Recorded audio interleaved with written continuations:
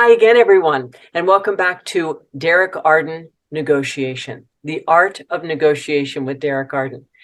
I want to talk with Derek today about three more items on his negotiation scorecard, and that would be number 5. We've talked about the first 4 in a previous episode. Number 5, using your head. What does that mean?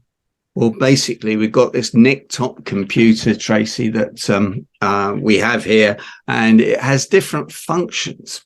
And when we're under stress and under pressure, we can't always think straight. So understanding the left and the right side of the brain, the left-hand side being analytical, logical, understanding words, whereas the right-hand side of the brain, reading body language, signals, seeing the big picture can be really helpful. And clearly one of those things is watching the body language when you're in a meeting. So it's good to have an observer with you so that you can take a break and a timeout, go outside and see what they saw or hear what they saw when you were in the zone of negotiating. So that's the first thing. And the second thing really that I wanted to mention there was seeing the big picture.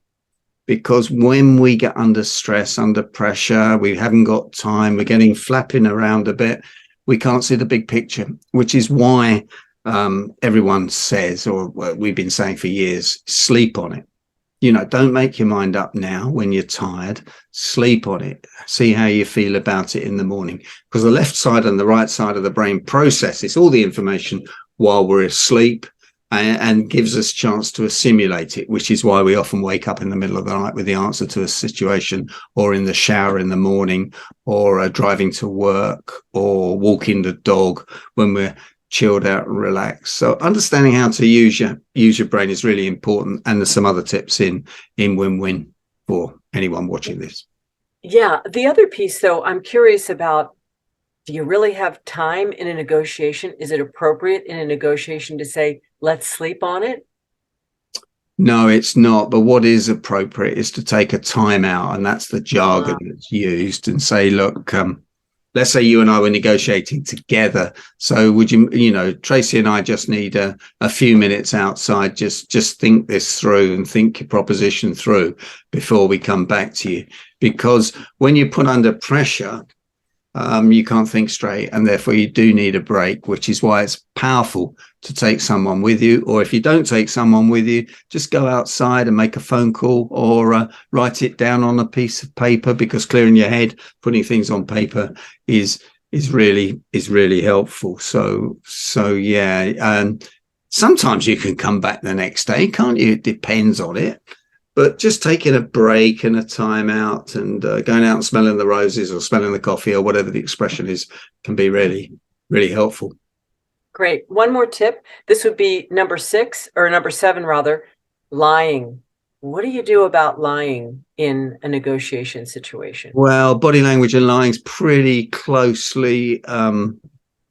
What you do is you note it. You notice. It's really important that you notice when people aren't telling you the truth. And I say notice because it's probably going to be more like body language gestures. It's 5 times more difficult to lie with body language than it is with the words. So they say, let's take that as a rough estimate. If it is, then people are going to be giving off incongruent signals which don't match up to the words that they're saying.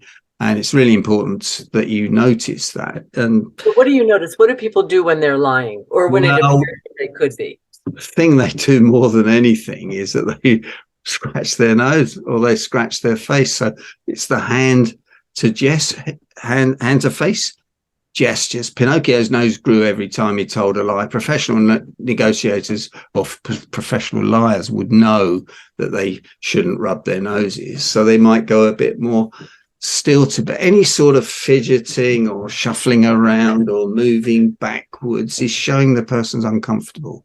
And if they're uncomfortable, why are they uncomfortable? Are they uncomfortable because they're not telling the truth, they're spinning it a bit, or they're downright fibbing?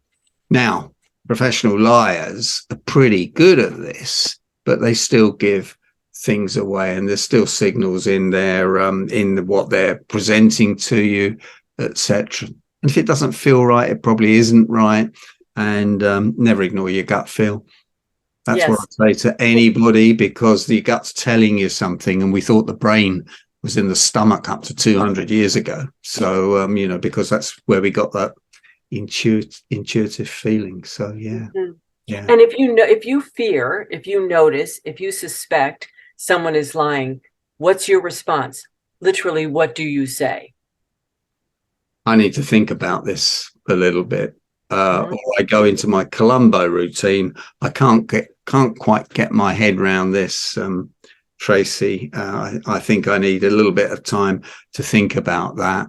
Oh, and one more question, etc. So you remember Peter Falk, the actor in Columbo? It's great, and that in negotiation parlance, that's called the dumb is smart technique, where you act dumb when you know the answer. But or I call it the Columbo routine because I'm just a big fan. And for those people who don't know Columbo, tell us what he would do and how he would get the answer he wanted. Well, he'd sort of scratch around his face, and I'm quite good at doing that as well, and you're going, well, I can't, something I can't really figure out. Perhaps you could help me out with this. I still can't figure out how you're going to pay the loan back in 6 months from the cash flow figures that you've got. Or something like that. And he used to say one more thing. He used to walk to the door and then come back and say, just one more thing, which was the crunch question. Very cool.